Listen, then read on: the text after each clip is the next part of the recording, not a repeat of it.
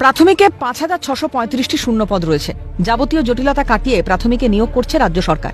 ২০২৩-২৪ সালে ৯,৫০০ নিয়োগ হয়েছে প্রাথমিকে। মঙ্গলবার বিধানসভায় দাঁড়িয়ে এমনটাই জানালেন শিক্ষামন্ত্রী ব্রাত্য বসু। পরে সংবাদ মাধ্যমের মুখোমুখি হয়ে শিক্ষামন্ত্রী দাবি করেন, যাবতীয় জট নিরসন করে প্রাথমিকে আমরা প্রায় ১০,০০০ নিয়োগ সম্পন্ন করতে পেরেছি। জট নিরসন করে আমরা প্রায় ১০,০০০ নিয়োগ ইতিমধ্যে আমরা প্রাইমারি ক্ষেত্রে করেছি। কিন্তু দুটি মামলা, একটি হচ্ছে ওই রোস্টারের মামলা, এটা আমাদের সুপ্রিম কোর্টে স্থগিত থাকার ফলে কিছু নিয়োগের মানে বাকি যে নিয়োগ, কিছু না বাকি পুরো নিয়োগটা থমকে আছে। কিন্তু আমরা আশা করছি এর মধ্যে মাননীয় মুখ্যমন্ত্রী আমাদের যেভাবে নির্দেশ দিয়েছিলেন, এই বাকি যে আগের যে জটগুলো আমরা ছাড়াতে পেরেছিলাম, এই জটটিও আমরা খুব অচিরেই ছাড়াতে পারবো বলে আশা রাখছি।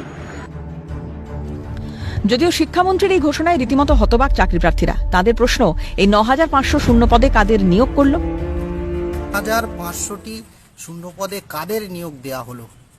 আমরা দীর্ঘ ৯ সাল থেকে আজ পর্যন্ত ২৫ সাল এখনো পর্যন্ত আন্দোলন, অনশন, ধর্ণা সবই চলছে এবং আইনি জটিলতা কাটিয়ে সরকারকে উদ্যোগ নিয়ে নিয়োগ প্রক্রিয়াটা সম্পন্ন করার কথা ছিল। সেখানে এখনো পর্যন্ত সুপ্রিম কোর্টে, হাইকোর্টে সরকারের কোনো সদর্থক ভূমিকা আমরা দেখতে পাচ্ছি না। তাহলে আমাদের মতো দক্ষিণ ২৪ পরগনা একটা